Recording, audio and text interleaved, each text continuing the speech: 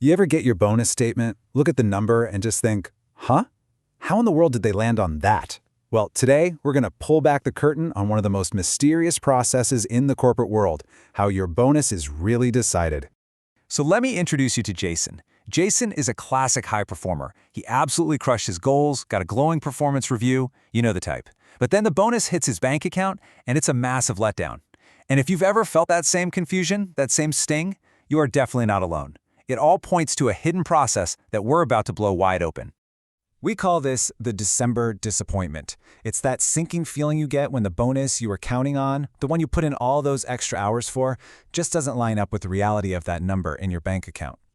And for Jason, we're not talking about a small difference. We're talking about a 40% gap between what he expected and what he got. I mean, that is not a rounding error. That points to a huge misunderstanding of how this whole bonus system actually works. And here it is. This is the core truth. See, most of us think our bonus comes from some neat little spreadsheet formula. You just plug in your performance score and poof, out comes a number. But the reality, it is so much more dramatic. Your bonus is the result of a fight, a high-stakes negotiation fought by someone else on your behalf. So that brings us to the biggest misconception of them all, the performance score myth. We're all taught to believe that a great score automatically means a great bonus. But you know what? That's not even close to the whole story. We all want to believe in the myth, right? That hard data, your performance score, is what wins the day. The reality is, your score is just the price of admission. It's the ticket that gets your manager into the room where the real decisions happen.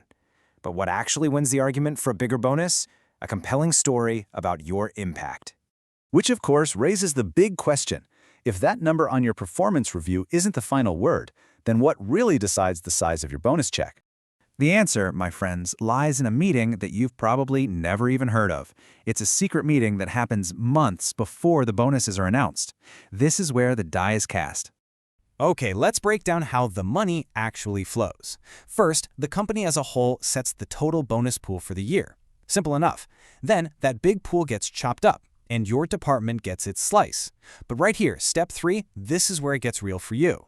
This is when all the managers in your department get into a room and basically fight over how to divide up their slice of the money. Now, the official name for this meeting is usually something kind of boring, like a talent review.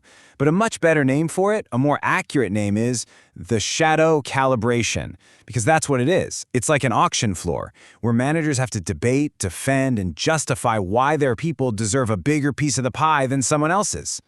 You know, a great way to think about this whole thing is like a courtroom. In that room, your manager is your lawyer. They are there to argue your case. And that great performance score you got, that's just Exhibit A. It's a crucial piece of evidence for sure, but it is not the entire closing argument. Okay, so now we get it. There's a secret meeting, a negotiation. So the real question becomes, how do you make sure your lawyer is actually prepared to win that fight for you? This is where we stop talking about the problem and start talking about the solution. Think about it. Your manager might be your biggest supporter, but they can't fight for you with arguments they don't have. You have to be the one to proactively arm them with the powerful stories they need to make an undeniable case for you when they walk into that room. And the tool you're going to use is what we call a strategic impact story.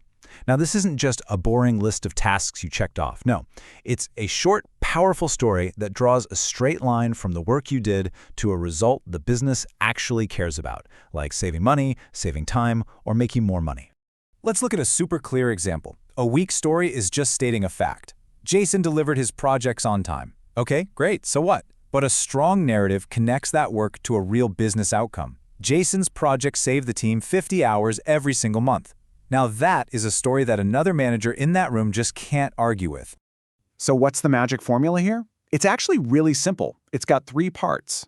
The problem, what was the challenge the business was facing? The action, what specific thing did you do to fix it?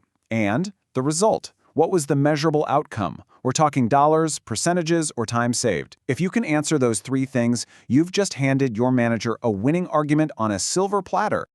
All right, the last piece of this entire puzzle is all about timing.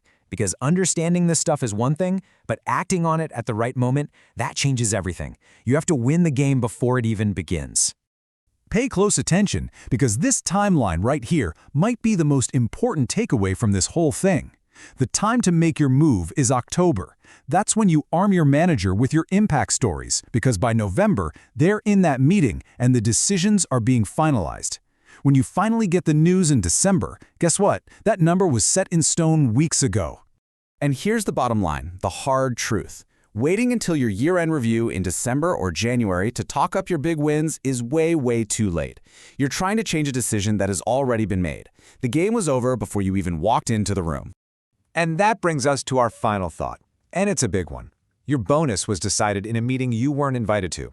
So, what other critical decisions about your career, promotions, raises, getting put on that killer project are also being finalized in rooms you aren't in, based on stories you haven't helped write?